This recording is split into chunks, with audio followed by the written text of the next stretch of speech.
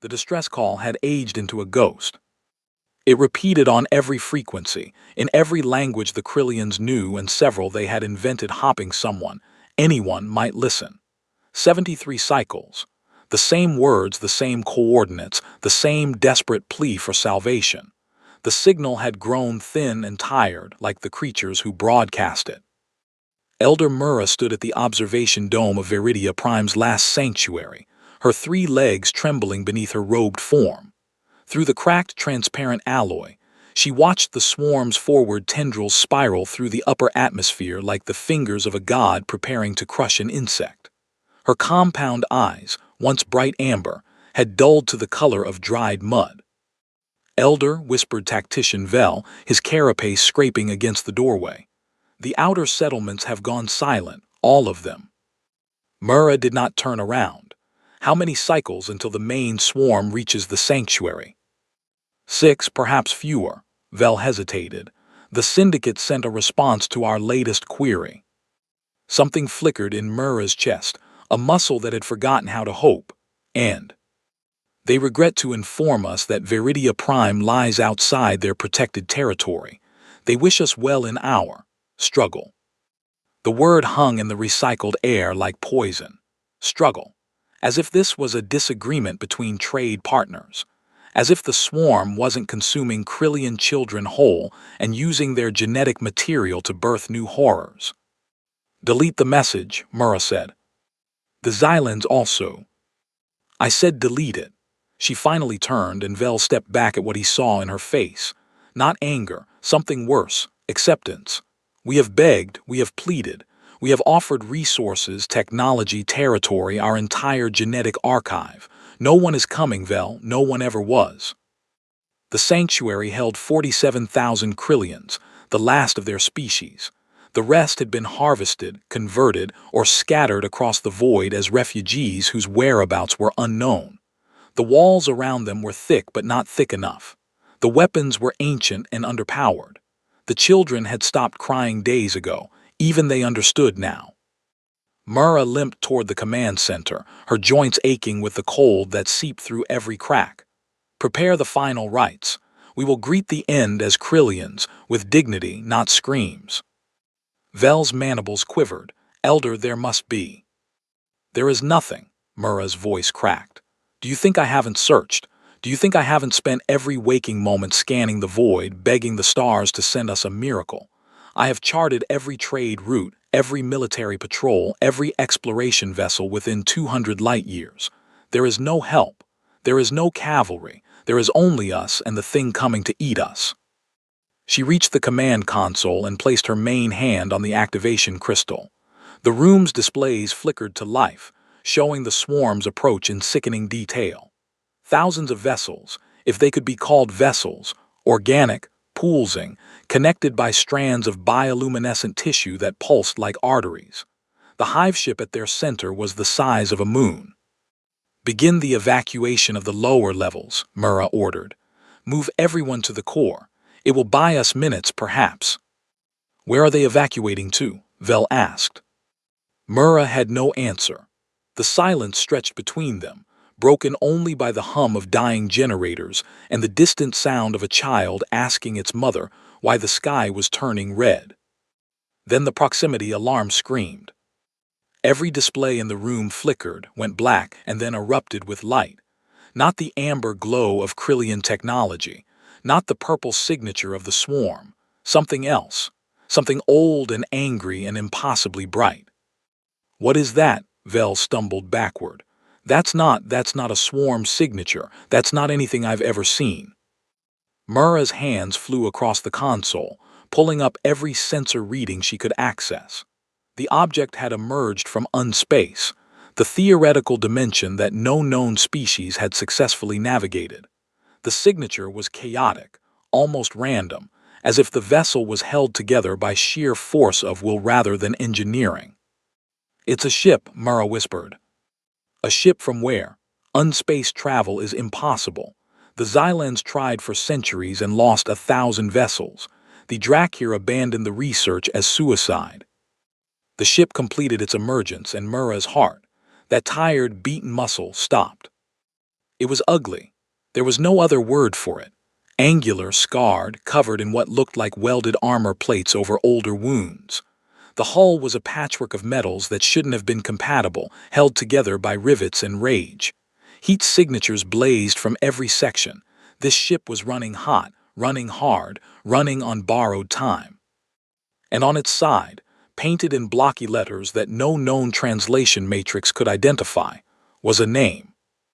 Unyielding Wrath. The comm system crackled.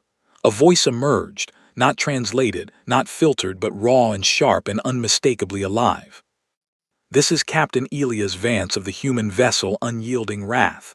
We intercepted your distress call, all 73 cycles of it." A pause, and when the voice returned, it had softened into something almost gentle. "We heard you were alone. We know what that feels like." Mura grabbed the comm, her hands shaking so badly she could barely activate the transmitter. What are you?" A sound came through the speakers. It took Mura a moment to recognize it. Laughter, grim, tired, but genuine laughter. "We're the ones who didn't listen when the galaxy told us to die," Vance said. "Now tell me about this swarm. Tell me where it hurts. And tell me how many guns you have left, because from the look of your sensor ghosts—" Another pause, longer this time. "You're going to need every single one." The proximity alarm screamed again. The swarm's vanguard had changed course. They had detected the newcomer. And they were hungry. The Unyielding Wrath descended through Veridia Prime's upper atmosphere like a falling mountain. From the sanctuary's observation ports, Krillians watched in stunned silence. The human vessel bled smoke from a dozen ruptures, its maneuvering thrusters firing in erratic bursts that suggested either damage or desperation. It did not glide gracefully like the ships of the Xylans. It did not slice through the air like Drakir war vessels. It punched through, fighting gravity with every strained bolt and overheated engine.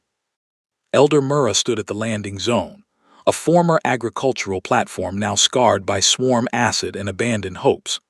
Behind her, Tactician Vel had assembled the sanctuary's entire military force: 300 soldiers with outdated plasma rifles, 12 anti-air emplacements with enough ammunition for perhaps 20 minutes of sustained fire, and a single orbital defense cannon that hadn't worked in 15 cycles. "That ship is going to kill everyone on board when it lands," Vel muttered. "Look at that descent angle. They're coming in too fast." "They're still coming," Mura replied. The Unyielding Wrath slammed onto the platform with enough force to crack permacrete. Landing struts, clearly salvaged from 3 different types of vessels, groaned under the weight. Hydraulic fluid sprayed from damaged couplings, but the ship held. For a moment, nothing happened. The void-scarred hull radiated heat, causing the air to shimmer. Then a hatch cycled open near the vessel's bow, and something descended the boarding ramp that made every Krillian present take an involuntary step backward. Humans. Mura had seen their species catalogued in old data archives, a minor race from an unremarkable spiral arm planet. They had been marked as developing and non-threatening, their territory marked in red as avoid due to internal conflict. The galaxy had dismissed them as barely sentient animals playing at civilization. The creature walking toward her now was no animal. The human called Vance stood taller than any Krillian, his frame wrapped in combat armor that looked more like a medieval torture device than military equipment. Scorch marks covered every surface. Dents and scratches formed patterns that told stories of battles Mura couldn't imagine. His helmet was tucked under one arm, revealing a face that had been carved by violence, a jaw like a cliff, eyes like frozen fire, and a scar that split his left eyebrow and continued across his scalp, disappearing into closely cropped gray hair. Behind him came 6 more humans, each carrying weapons that radiated more heat than Krillian power cores. They moved in perfect synchronization, eyes scanning everything, fingers resting on triggers. These were not explorers. These were not diplomats. These were soldiers who had forgotten how to be anything else. Vance stopped 10 paces from Mura and did something unexpected. He bowed, slightly. Barely, but he bowed. "Elder Mura." His voice was the same from the transmission, weathered like old stone. "I'm sorry we're late. The unspace currents are unpredictable this time of the millennium." "You know my name," Murrah said. "It wasn't a question." "We've been listening to your distress call for the last 57 light years. Every word, every plea, every name you listed." Vance's jaw tightened. "We listened to your children singing their goodnight songs. We heard your scientists describe the swarm's attack patterns. We heard your soldiers record final messages for families already dead." Vel stepped forward, his weapon raised. "You could have responded sooner. You could have sent word you were coming.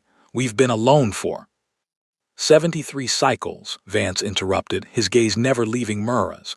"Yes, we know, and we're sorry." He took a breath, the first sign of vulnerability he'd shown. "But we couldn't respond. If the swarm had intercepted our transmission, they would have known we were coming. They would have adjusted their approach. And we needed them to be predictable." "Predictable for what?" Vel demanded. Vance finally looked at the Krillian tactical officer. His expression didn't change, but something in his eyes grew colder. "For us to kill them." The humans began unloading equipment from their ship, crates that hissed with pressurized atmosphere, weapons that looked like they belonged in nightmares, and a flag. Murrah watched as two humans unfolded a rectangular piece of cloth and attached it to the unyielding Wrath's hull. Blue field, white stars, red and white stripes. "What is that?" she asked. "Our promise," Vance said. "That flag flew over Earth's last embassy before the planet fell. Every human ship carries one. We don't fly them in battle, only when we've decided we're not retreating." Murrah felt her legs trembling. "Your planet fell, Earth is gone."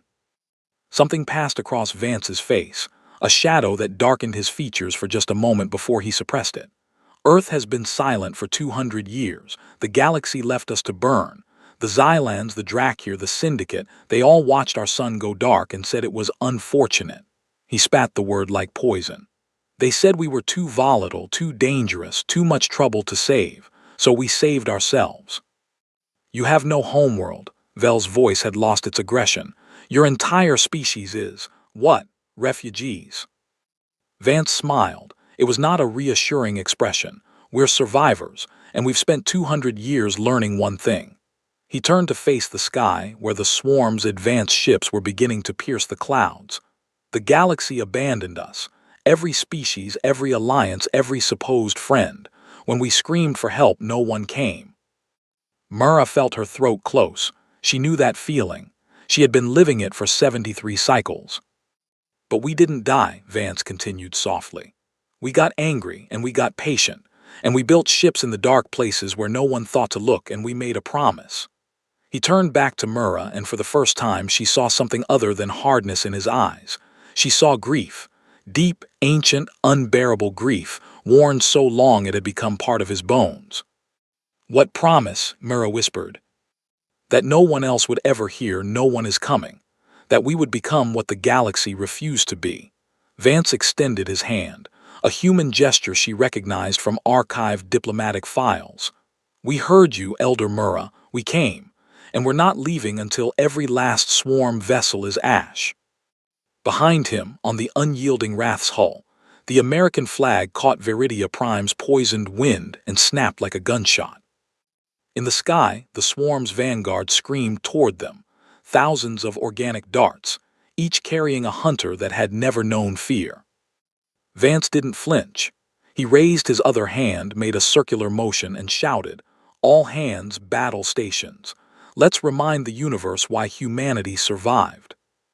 The humans moved, not faster, not efficiently, beautifully. They flowed into positions like water finding cracks in stone. Murrah watched them and realized she was crying. For the first time in 73 cycles, she was not crying from despair. She was crying because someone had finally come. And they looked absolutely terrifying. The war room of the Krillian sanctuary had never been designed for species of human scale. Vance had to stoop to avoid hitting his head on the bioluminescent ceiling fixtures, and his shoulders brushed both walls as he approached the central planning table. His command staff followed. 6 humans whose faces had been carved by the same hard years as their captains. Elder Murrah stood at the opposite end of the table, her tactical advisors flanking her.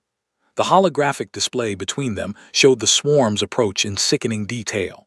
Over 12,000 organic vessels, converging on Veridia Prime from 3 vectors. The hive ship alone contained an estimated biomass equal to a small moon. "This is the situation," Vel began, his mandibles clicking with barely contained panic. "The swarm's vanguard will reach atmosphere in 3 hours, the main body in 8. Our orbital defense network is non-functional. Our ground-based weapons can engage for approximately 20 minutes before ammunition depletion. We have 47,000 civilians in the sanctuary and absolutely no means of evacuation." "Acknowledged," Vance said. He didn't look up from the display. "Now show me the hive ship's blind spots." Vel blinked. "Blind spots. Every biological organism has them. Every ship has them. The swarm is both." Vance finally raised his eyes. "You've been fighting these things for 73 cycles. You've gathered intelligence. You know where they're vulnerable. Show me." The Krillian tactical officers exchanged uncertain glances. Vel manipulated the display, highlighting the hive ship's estimated interior structure based on sensor echoes and recovered debris. "We believe the neural cluster is located here," Vel said, pointing to a dense region near the vessel's core. "If destroyed, the entire swarm would lose coordination. Individual drones would revert to instinct, still dangerous but manageable." "How do we reach it?" "You don't.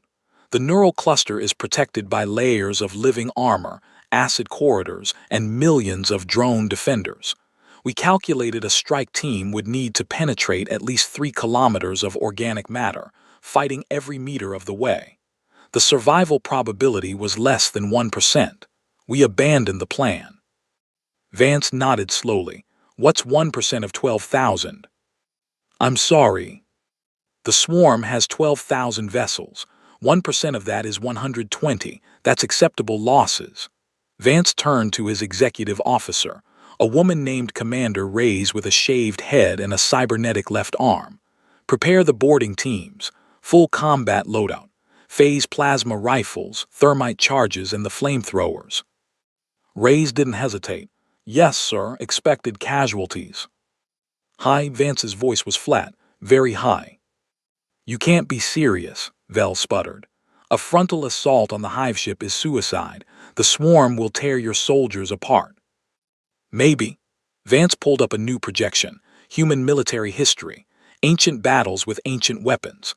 A narrow pass called Thermopylae where 300 Spartans held off 1,000,000 Persians. A crumbling mission called the Alamo where doomed defenders bought time with their lives. A shattered Earth where humanity's last armies fought to evacuate civilians while their planet burned around them. "What am I looking at?" Murrah asked softly. "Our history." Vance's voice had changed. The hardness remained, but something else had joined it, a reverence, almost religious in its intensity. Every one of these battles was impossible. Every one was suicide by any tactical analysis. And every one was fought by people who knew they were going to die but chose to die fighting. "You're romanticizing death," Vel said. "No." Vance's eyes locked onto the Krillian tactical officer. "I'm telling you that your 1% survival calculation is wrong, because it doesn't account for what humans do when we have nothing left to lose." The proximity alarm screamed. Everyone turned to the main display. The swarm's vanguard had accelerated. Instead of 3 hours, they would arrive in 45 minutes. Hundreds of organic darts were already entering the upper atmosphere, their bioluminescent bodies leaving trails of fire across the darkening sky. "They're early," Murrah breathed. "They're hungry," Vance corrected.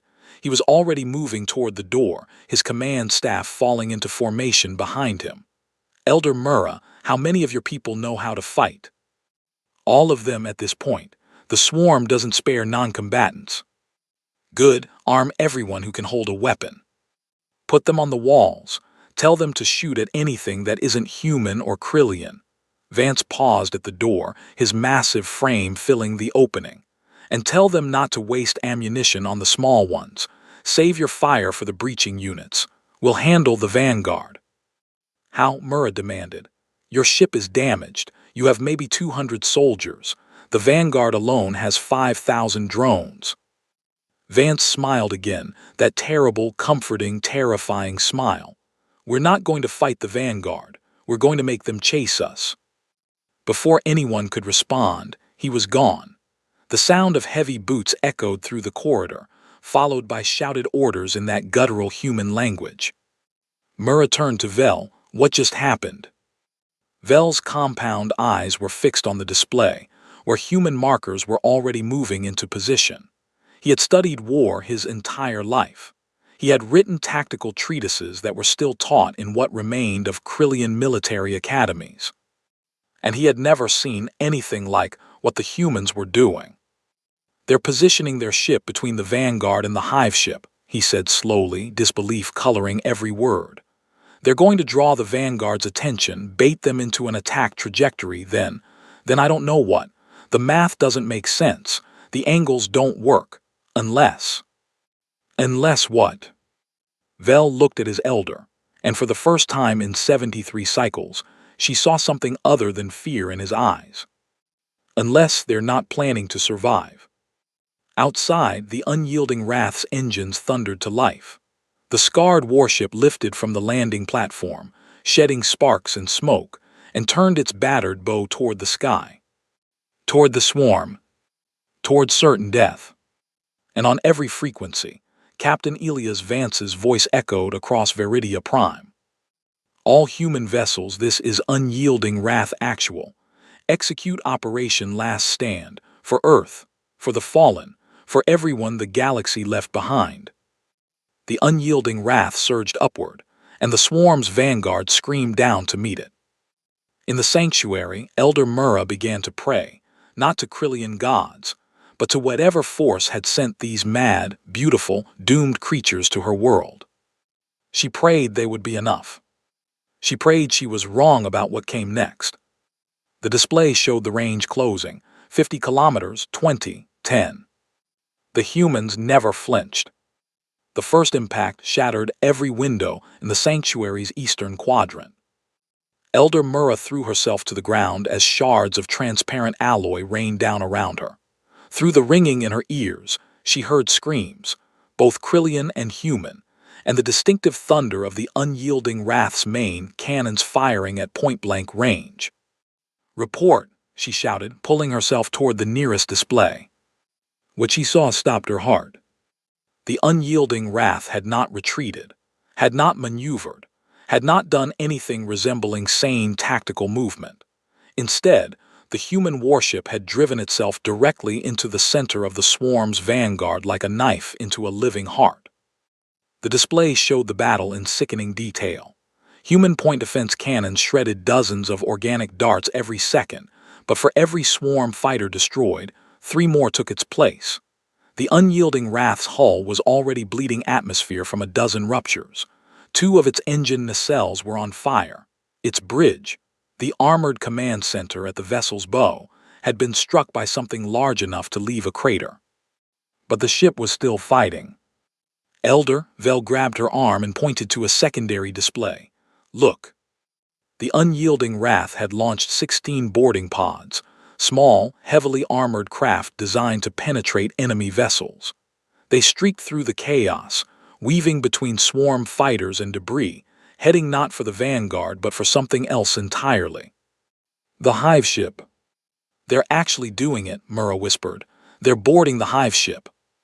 27% of boarding pods have been destroyed, Vel reported, his voice mechanical as he read the sensor data. 31%, 42%. They're not going to make it. There are too many defenders. On the display, a pod exploded, a bloom of fire and debris that scattered human bodies across the void.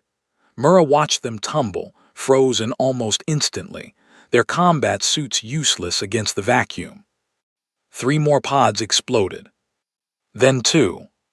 And then, impossibly, 5 pods punched through the hive ship's outer membrane and disappeared inside. "They're in," Vel breathed. The unyielding wrath took another hit, this one catastrophic. A swarm heavy lander the size of a city block rammed the human ship amidships. Armor buckled. Fire erupted from every deck. The Wrath listed hard to port, its main cannons falling silent. On the Sanctuary's comm system, Murrah heard a human voice, calm, almost peaceful. Engineering to bridge. Reactor core compromised. We have maybe 10 minutes before containment fails. Captain Vance's response came immediately. Can you give me 8?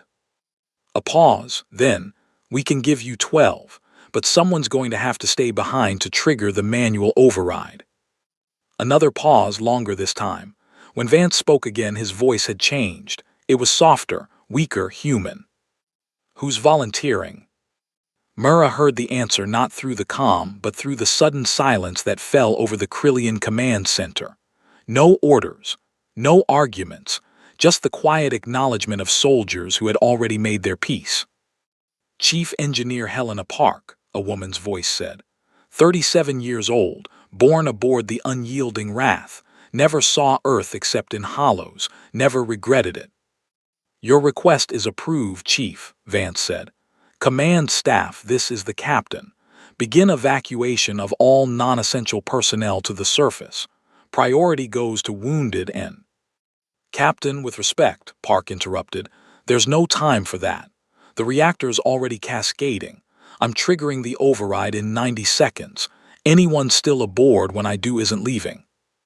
On the display, Murrah watched the unyielding Wrath's escape pods begin launching, tiny specks of light against the darkness, each carrying human lives away from the dying ship. But not enough of them. There were only 47 pods. Each carried a maximum of 6 people. The unyielding Wrath had a crew of 312. Do the math, Vel whispered, his mandibles trembling. Even if every pod is full, that's less than 300 survivors. They're going to lose. Don't, Murrah said. Don't say the number. The comm crackled again. Chief Park's voice now singing something, a human song old and mournful in a language Murrah didn't recognize. Behind the singing, she could hear alarms, klaxons, the screech of metal tearing. Then the singing stopped. Manual override engaged, Park said. She's going to blow, Captain. Tell my mother I love her. Tell her I saw the ocean once, on a colony world. It was almost as beautiful as the hollows. The reactor core has reached critical, a computer voice announced. Detonation in 10 seconds, 9, 8. Vance's voice came through one last time. All hands brace for. The transmission ended in static. On the display, the unyielding Wrath became a sun. The explosion expanded outward in a sphere of white-hot plasma, consuming everything in its radius. Swarm fighters evaporated. Heavy landers ceased to exist. The shockwave rolled across Veridia Prime's upper atmosphere, stripping away clouds and setting the sky on fire. And at the center of it all, where the human warship had been, there was only light. Murrah couldn't breathe, couldn't think, couldn't process what she had just witnessed. The humans had sacrificed their only ship, their only way home, their only. The hive ship, Vel said. Murrah looked. The explosion had caught the swarm's main vessel in its outer edge. A massive section of the hive ship's flank had been vaporized, exposing interior structures that had never seen vacuum. Atmosphere vented in frozen plumes. Drones tumbled into the void, their organic bodies already crystallizing. But the hive ship was still intact, wounded, bleeding, but alive. And now there were 5 human boarding parties inside it, with no ship to return to, no reinforcements coming, and no hope of survival. Elder, Vel said, his voice barely audible over the alarms, the human captain, he's still alive. I'm picking up his biosignature from within the hive ship. Murrah's hands flew across the console, pulling up Vance's feed. The image was distorted, crackling with interference, but she could see enough. The captain stood in a corridor of poolsing organic matter, his armor scorched, his helmet missing, blood streaming down his face from a wound on his scalp. Behind him, human soldiers moved through the gloom, their weapons flashing in the darkness. Ahead of them, the corridor stretched into infinity, lined with swarm drones that were only now beginning to turn and face these intruders who had dared to invade their home. Vance raised his weapon, a massive shotgun that looked like it could punch through starship armor, and charged. "Come on, you bastards," he roared. "You wanted humanity, we're right here." The feed went black. Mura stood frozen, her hands pressed against the display, her tears falling onto the cracked glass. Outside, the sky was still burning. And somewhere inside that burning sky, 73 floors beneath the surface of a living nightmare, a handful of humans were fighting a battle they could not win. But they were fighting. They were still fighting. The hive ship smelled of death and birth in equal measure. Captain Elias Vance had fought in 37 boarding actions across 15 years of unspace warfare. He had breached pirate vessels, alien dreadnoughts, and once, memorably, a space station controlled by rogue AI. Nothing had prepared him for this. The corridors pulsed, not with machinery or lighting but with actual flesh. Walls of chitin and sinew contracted and expanded like the lungs of some giant beast. Fluids, thick, warm, reeking of ammonia, sloshed around his boots. Every surface was slick with mucus that clung to his armor and made his grip on his shotgun precarious. Behind him, 19 soldiers remained from the original 43 who had boarded. The others had fallen during the breach, during the initial push, during the desperate fighting retreat that had brought them deeper into the hive than any non-swarm organism had ever penetrated. "Captain," Commander Reyes hissed, her cybernetic arm sparking where a drone's claw had torn through the casing. "We've lost contact with Pod 3. Last transmission showed they were entering the neural cluster approach. Then," she made a gesture with her good hand, "nothing." Vance nodded. He didn't have the breath to speak. The air itself was wrong, thick with spores that coated his lungs and made every inhalation feel like swallowing glass. His helmet had been lost 3 corridors ago, sacrificed to crush a drone's skull when his weapon jammed. "We keep moving," he said finally. "Reyes, how many charges left?" 12 thermite, 3 high-yield plasma, 1 nuclear demolition pack." She paused. "Sir, the nuclear device has a yield of 50 kilotons. If we detonate it here." "We won't be having this conversation afterward, I know." Vance checked his shotgun's ammunition counter. 4 shells left. He'd need to make them count. "What's our distance to the neural cluster?" Reyes consulted her wrist-mounted display. The glass was cracked and the image flickered, but the data was still readable. 800 meters, through a lot of drones. A sound echoed through the corridor, a wet, grinding noise that vibrated up through the floor and into Vance's bones. The hive ship was reacting to their presence, sealing off passages, growing new walls, trying to digest them like bacteria in a stomach. 800 meters, Vance repeated. "That's nothing, that's a morning jog." "Sir, with respect, it's not a morning jog. It's a death sentence." "Reyes." Vance turned to face his executive officer. Her face was pale beneath the grime and blood, but her eyes were steady. She had served with him for 12 years. She had watched Earth's last transmission with him. She had held his hand when they'd both received the news that their families had been declared dead. "You're not dying today," he said. "Neither are you, sir." Vance almost laughed. "That's not a promise either of us can make." He raised his shotgun. "But I'll tell you what I can promise. We're going to reach that neural cluster. We're going to plant the nuclear device. And when that thing goes up, the swarm is going to feel something it's never felt before." "What's that, sir?" "Fear." The first wave of drones came from ahead, a tidal wave of chitin and claws that filled the corridor from floor to ceiling. Vance didn't shout orders, didn't raise his voice. He simply raised his shotgun and fired. The weapon was human-made, designed for one purpose, to kill things that didn't want to die. The shell exploded on impact, spraying white-hot fragments in a cone of destruction. 3 drones fell. 5 more took their place. "Contact front," Reyes shouted, and the humans formed a firing line, shoulder to shoulder, weapons blazing. Plasma bolts melted chitin. Flamethrowers turned the corridor into an oven. Thermate charges turned drones to ash. But for every drone that fell, two more appeared. "Falling back," Vance yelled. "Controlled retreat. Raise, take a squad and find another route." "Sir, there is no other route. The hive is sealing off everything." Vance looked behind them. The corridor they had entered from was gone, replaced by a wall of poolsing organic matter that was still growing, still thickening, still closing off their escape. They were trapped. The realization hit Vance like a physical blow, not because he hadn't expected it, he had. Not because he feared death, that ship had sailed decades ago, but because he had promised Mura. He had promised the Krillians that he would save them. And now he was going to die in the belly of the beast, having accomplished nothing. A drone lunged at him. He blew its head off with his last shotgun shell. Another drone took its place. He drew his sidearm, a heavy pistol designed to stop Drakir warriors, and kept firing. "Sir," Reyes grabbed his arm. "Look." She was pointing at a maintenance access, if such a thing could be called maintenance on a biological ship.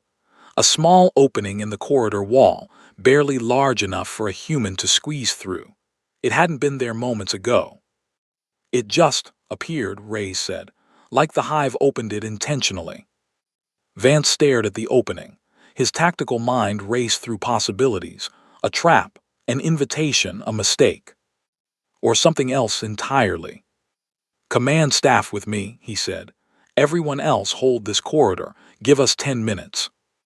10 minutes for what, sir?" a young soldier asked. A private whose face Vance didn't recognize, which meant he was probably fresh from training. Probably had never seen real combat before today.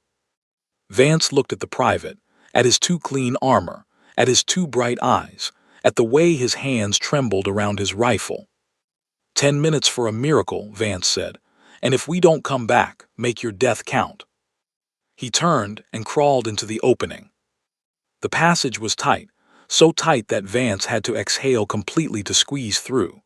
The walls pressed against him, warm and wet, pulsing with a rhythm that matched his own heartbeat. He could feel the hive ship around him, inside him, trying to understand him. Trying to taste him. After what felt like an eternity, the passage opened into a chamber. Vance crawled out and stood up, Reyes and 2 other soldiers following behind him.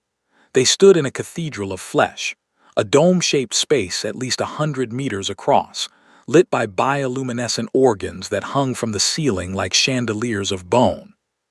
And at the center of the chamber, suspended in a web of neural tissue, was a brain. Not a brain like any human had ever seen. This thing was the size of a small house, pulsing with colors that didn't exist in any natural spectrum. It radiated heat and light and something else, something that pressed against Vance's mind like fingers trying to pry open a locked door. "The neural cluster," Reyes whispered. Vance nodded slowly. "Plant the charges, all of them. We're ending this." But as he took a step forward, the brain pulsed, and a voice echoed inside his skull. "You are different." Vance froze. The voice wasn't audible. It was conceptual, a direct injection of meaning into his consciousness. The others flee, the others beg, the others despair. You fight. You burn. You do not stop. Vance felt tears streaming down his face. He hadn't noticed himself crying. He raised his pistol anyway. "I'm going to kill you," he said. The brain pulsed again, and Vance felt something he had never expected. Confusion. "Why? We have only eaten. We have only consumed. We do not understand why you resist. We do not understand why you would die for creatures not your own." Vance's finger tightened on the trigger, but something stopped him from firing. Something in the brain's voice, a note of genuine curiosity, perhaps even loneliness. "Because someone should have died for us," he said, "and no one did." The brain was silent for a long moment. Then the walls began to close. 3 hours later, the sun rose over Viridia Prime for the first time in 73 cycles. Elder Mura stood at the shattered observation dome, watching the light creep across the sanctuary's walls. It was a pale light, sickly and thin, filtered through ash clouds and residual radiation, but it was light, real light, the kind that came from a star, not from swarm bioluminescence. The battle was over. Behind her, the sanctuary hummed with activity. Medics treating the wounded, engineers repairing the walls, civilians emerging from shelters with wide eyes and trembling hands. The swarm was gone, not retreated, not regrouped, gone. After the hive ship's destruction, the remaining vessels had scattered like startled insects, leaderless and directionless. The Krillian defense forces had hunted them for an hour, then 2, then 3, and found nothing but drifting corpses and abandoned drones. They had won. But the cost? Elder, Vel approached, his carapace still blackened from the fires that had swept the sanctuary's western wall. The casualty reports are incomplete, but we've lost at least 8,000 civilians, another 12,000 wounded. Our agricultural domes are destroyed. Our water reclamation facilities are compromised. Mura nodded slowly, and the humans. Vel's mandibles clicked, a sign of distress she had learned to recognize. We've recovered 63 survivors from the unyielding Wrath's escape pods. Another 11 were found in the wreckage of the boarding pods, alive somehow. Their armor protected them from the vacuum. 74, Mura whispered, out of 312. The rest are, confirmed, dead, including the boarding parties inside the hive ship. When the nuclear device detonated, there was no way. I know, Mura turned away from the window. I know what a nuclear detonation does, Vel. I don't need the details. She walked toward the medical bay, her legs aching with every step. The corridors were crowded with the wounded and the grieving, Krillians tending to Krillians, humans tending to humans, and in a few places, Krillians tending to humans or humans tending to Krillians. At the entrance to the medical bay, she stopped. Commander Reyes sat on a crate, her cybernetic arm completely destroyed, her biological arm wrapped in bandages. Her face was bruised and swollen, but her eyes were clear. She was speaking to a group of human survivors, what remained of the unyielding Wrath's crew. What do we do now? A young woman asked. Her voice was raw, ruined by smoke and screaming. Our ship is gone. Our captain is dead. We're stranded on an alien world with no way home. Reyes looked at the woman for a long moment. Then she reached into her pocket and pulled out something small and worn, a patch of fabric, faded and frayed, bearing the same stars and stripes that had flown from the unyielding Wrath's hull. We do what humans have always done, Reyes said. We survive, we rebuild, and we remember. Remember what? Reyes's eyes found Mura's. Something passed between them, an understanding that transcended species, that transcended language. We remember that we're not alone anymore, Reyes said, and neither are they. Mura stepped forward. Commander Reyes, may I speak with you? Reyes nodded and rose, wincing as her injured arm brushed against the crate.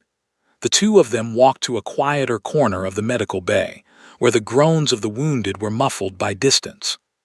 Your captain, Mura began, did he know before the end? Reyes's jaw tightened. He knew we weren't coming back from this mission. He told me before we even entered unspace.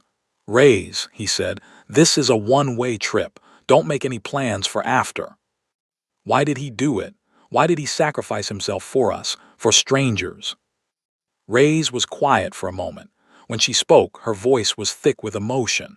Because he couldn't save Earth. Because no one came when we needed them. Because he spent 63 years watching the galaxy turn its back on everyone who wasn't useful to them. She looked at Mura with eyes that had seen too much. He wasn't just saving you, Elder. He was trying to save what was left of himself. Mura felt tears burning her eyes. He was a good leader. He was a good man, Reyes's voice cracked, the best I ever knew. They stood in silence for a long moment. Around them, the medical bay continued its grim work, doctors fighting to save lives, nurses carrying supplies, patients crying out in pain or relief. Then something happened that made both of them freeze. A human soldier, One of the boarding party survivors, his armor still dripping with hive ship fluids, stumbled through the medical bay entrance. He was carrying someone heavy, someone draped in a scorched captain's coat. "No," Reyes whispered. The soldier laid the body on the nearest empty bed. Medical personnel rushed forward, cutting away armor, applying pressure to wounds, shouting for blood and bandages and tools. But Murrah could see the truth even from across the room. Captain Elias Vance was not moving. His face was pale, too pale. His eyes were closed, too still. Blood soaked through his coat, more blood than any living creature should have. "He was in the neural chamber," the soldier gasped. "When the charges went off, the explosion must have thrown him clear. We found him in an access tunnel. He was still breathing." "Is he alive?" Reyes demanded, pushing through the crowd of medics. A human doctor, young, terrified, struggling to keep her hand steady, pressed a stethoscope to Vance's chest. She listened, frowned, moved the stethoscope to another spot. Then her face crumpled. "I'm sorry," she said. "There's no heartbeat, no brain activity. He's—" "Try again," Reyes said. "Commander, I've tried 3 times. His injuries are incompatible with—" "I said try again." The doctor flinched at Reyes's tone, but she didn't argue. She reached for a defibrillator, a human device that Murrah had seen used in emergency situations, and pressed the paddles to Vance's chest. "Clear." His body convulsed, the monitor flatlined. Again. Another convulsion, another flatline. Again. The doctor kept going, tears streaming down her face, until the defibrillator's battery died and the paddles went dark. She stepped back, shaking her head, unable to speak. Reyes stood over Vance's body, her hands clenched into fists, her entire frame trembling. Murrah approached slowly, ready to offer comfort that she wasn't sure either of them could accept. But before she could speak, Vance's hand moved. It was slight, a twitch barely visible, but Murrah saw it. Reyes saw it, the doctor saw it. And then Captain Elias Vance opened his eyes. "Reyes," he whispered, his voice a ruin of pain and exhaustion. "Stop yelling, I'm trying to sleep." The medical bay erupted. Reyes burst into tears, ugly, gasping sobs that shook her whole body. The doctor began shouting orders, calling for more equipment, more supplies, more everything. The other survivors pressed forward, reaching for their captain, wanting to touch him, to prove he was real. Vance looked past them all and found Murrah's eyes. "Elder," he said, "did we win?" Murrah knelt beside his bed, taking his hand in hers, his skin warm against her chitin, his pulse weak but steady. "You won," she said. "You saved us." Vance closed his eyes again, but this time when he closed them, he was smiling. "Good," he whispered. "Now let me sleep. The galaxy still needs saving." And somewhere in the depths of unspace, 9 other human warships received the transmission from Veridia Prime.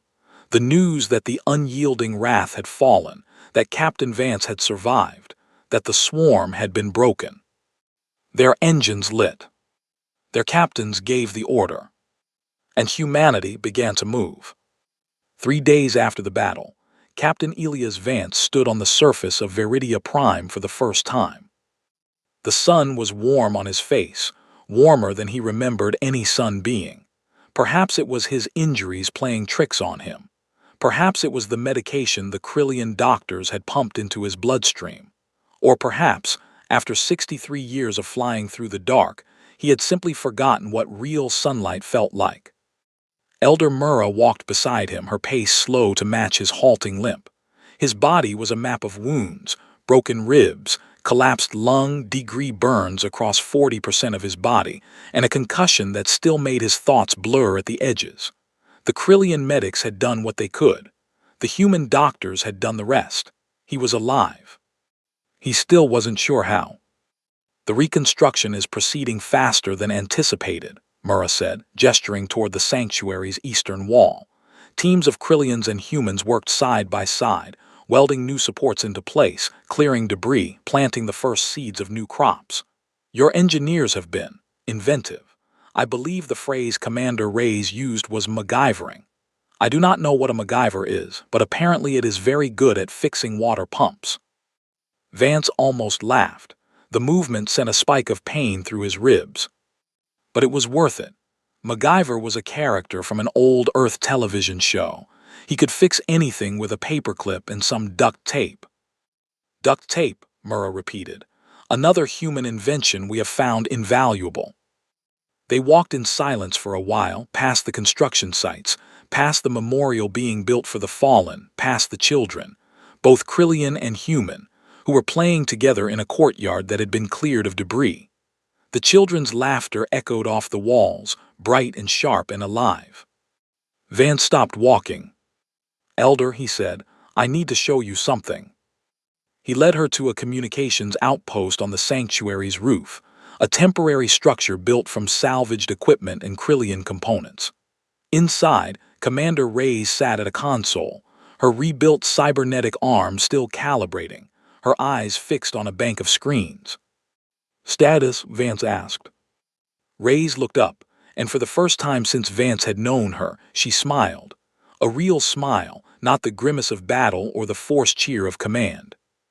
"All 9 ships have responded, sir. They're in position, just waiting for your go order." Vance nodded. He turned to Murrah. "Elder, I'm about to broadcast a message on all frequencies. Every species in the galaxy will hear it. The Xylans, the Drakir, the Syndicate, everyone who ignored your distress calls, everyone who abandoned you."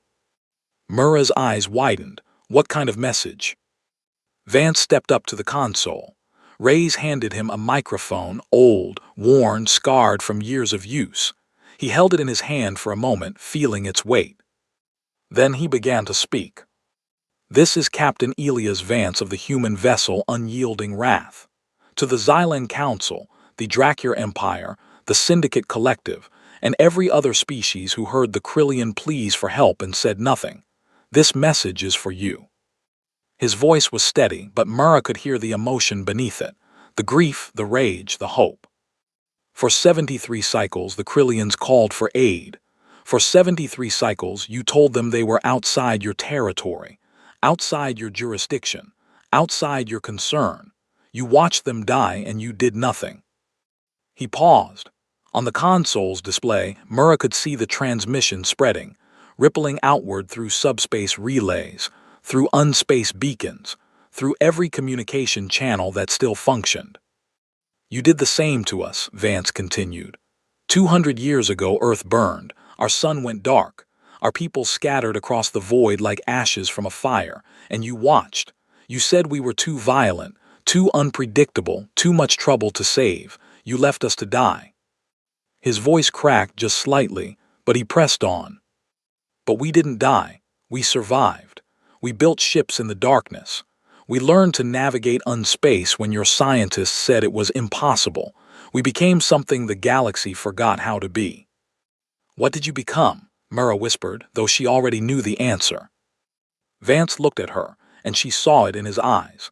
The same thing she had seen when his ship emerged from the void. The same thing she had seen when his soldiers charged into the hive ship. The same thing she had seen when he opened his eyes in the medical bay, refusing to die. "We became the ones who come," he said. Then he turned back to the microphone. "To every species suffering alone, to every colony abandoned by the galaxy, to every soul who has stopped hopping, stopped believing, stopped fighting, listen to me." His voice grew stronger, louder. There was nothing tired in it now. "We are humanity. We have no homeworld. We have no empire. We have no territory to protect, no resources to trade, no political alliances to leverage. We have nothing left but our word and our weapons. But our word is this: no one is alone anymore. No one will be abandoned. No one will be left to die while the galaxy looks away." He raised his hand, and on the console's display, 9 markers appeared, human warships, hidden for generations, emerging from unspace across 9 different sectors. "To the Xylans who abandoned us, we remember. To the Drakir who dismissed us, we remember. To the Syndicate who profited from our suffering, we remember." But to the lost, the forgotten, the abandoned, we remember you too, and we are coming. Vance set down the microphone. The transmission ended. For a long moment, no one spoke. The only sound was the wind across the rooftop, carrying with it the voices of children playing below. Then Reyes turned from her console. "Sir, incoming transmission from the Xylan Council. Record it for later." Another transmission from the Drakir Empress. "Record it." "Sir, there are over 400 incoming transmissions from every major species in the galaxy. They're frightened, sir. They're asking what humanity wants." Vance walked to the edge of the rooftop and looked out at Veridia Prime, at the ruined world that was beginning to heal, at the survivors who were beginning to hope, at the future that was beginning to dawn. "Tell them we want nothing," he said. "Tell them we're not negotiating. Tell them we're not asking permission." He turned back to Reyes, and on his face was the smile Mura had come to know, the one that meant humanity was about to do something impossible. "Tell them we're just getting started." Across the galaxy, 9 human warships lit their engines and turned toward the cries for help that had been echoing through the void for centuries. The Xylans watched their sensors in disbelief as the human vessels approached, not toward their territory but past it, toward a colony that had been abandoned, toward a species that had been forgotten, toward people who had stopped hopping. The Drakir mobilized their fleets, unsure whether humanity was friend or foe. They had never understood humans. They had never tried. The Syndicate began recalculating trade routes, reassessing threats, rewriting every assumption they had made about the galaxy's balance of power. But none of them acted, none of them helped, none of them did anything but watch. Because that was what the galaxy had always done. Watched, waited, let others die. But as the human warships vanished into unspace, heading toward their first rescue mission, Captain Elias Vance stood on a rooftop on a broken planet and made a promise. Not to the Xylans, not to the Drakir, not to the Syndicate. To the girl in the courtyard below, a Krillian child who had lost her parents to the swarm, who was playing with a human child who had lost everyone he'd ever known. "No one is alone anymore," Vance said softly, to no one but himself. No one. And somewhere in the darkness between stars, 1,000 more human warships waited, hidden, silent, patient. Waiting for the signal. Waiting for the call. Waiting to remind the galaxy why you should never, ever abandon humanity. Because humanity remembers.